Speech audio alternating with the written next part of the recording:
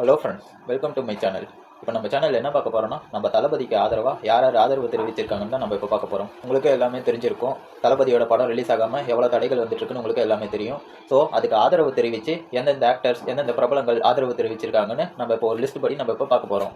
So வாங்க வீடியோக்குள்ளே போகலாம்.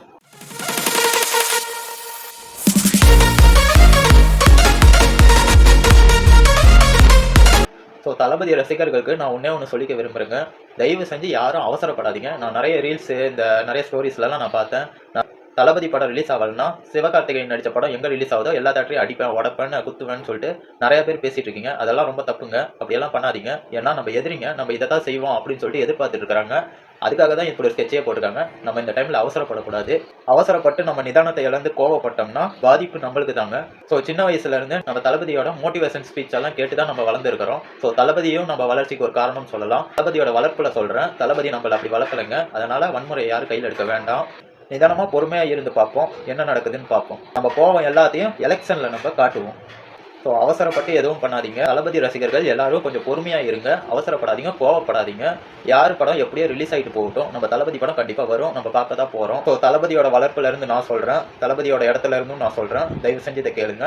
அவசரப்பட வேண்டிய நேரம் இல்லை, இது நம்ம பொறுமையாக இருக்க வேண்டிய நேரம். ஸோ நம்ம இப்போ ஃபர்ஸ்ட் பார்க்க போகிறத யாரை பார்க்க போகிறோம்னா, காங்கிரஸை பற்றி தான் நம்ம இப்போ பார்க்க போகிறோம். காங்கிரஸ்ல இருந்து ஆதரவு தெரிவிச்சிருக்காங்க நம்ம தளபதிக்காக. ஸோ ஆல்ரெடி காங்கிரஸ் யார் கூட கூட்டணியில் இருக்காங்கன்னு உங்களுக்கே தெரியும். இருந்தாலும் அவங்க தளபதி விஜய்க்காக ஆதரவு தெரிவிச்சிருக்காங்க. ஸோ ரெண்டாவதாக பார்க்க போகிறது நம்ம ஜெயம் ரவி அண்ணா தான். ஜெயம் ரவி அண்ணாவும் தளபதிக்காக ஆதரவு தெரிவிச்சிருக்கிறாரு. அப்படி ஜெயம் ரவி என்ன சொல்லியிருக்கிறாருன்னா, அவர் எப்பவுமே எனக்கு அண்ணா தான், அவருக்கு ஆதரவாக நான் எப்பவுமே இருப்பேன். உங்களுக்கு டேட் வேண்டாமண்ணா, நீங்கள் எப்போ வரீங்களோ அப்போ தான் ஓப்பனிங், அன்னைக்கு தான் எங்கள் எல்லாருக்கும் பொங்கலே ஸ்டார்ட் ஆகுது அப்படின்னு சொல்லியிருக்கிறாரு. ஸோ நம்ம மூணாவதாக பார்க்க போகிறது நம்ம சிலம்பரசன் என்கிற சிம்புவை தாங்க நான் சொல்கிறேன். ஸோ சிம்புவும் தளபதிக்கு ஆதரவு தெரிவிச்சிருக்கிறாரு. அவர் என்ன சொல்லியிருக்கிறான்றதை நம்ம இப்போ பார்ப்போம். அன்புள்ள ஆக்டர் விஜய் அண்ணா, பின்னடைவுகள் உங்களை ஒருபோதும் தடுத்ததில்லை. இதைவிட பெரிய புயல்களை நீங்கள் கடந்துவிட்டீர்கள். இதுவும் கடந்து போகும். உண்மையான திருவிழா ஜனநாயகன் வெளியாகும் நாளில் தொடங்குகிறது. நம்ம நாலாவதாக பார்க்க போகிறது மதன் கௌரியை தாங்க சொல்கிறேன். யூடியூப்பில் ரொம்ப பிரபலமான யூடியூபர். அவர் தளபதி விஜய்க்கு சப்போர்ட் பண்ணியிருக்கிறாரு. When some Tamil actors wanted to enter politics or entered politics, they are trolled extremely by politicians and paid IT wings. Now the some actors fans are going against Vijay instead of going against politicians. I will never understand the logic. அஞ்சாவதாக பார்க்க போகிறது நந்தா அவர்கள்.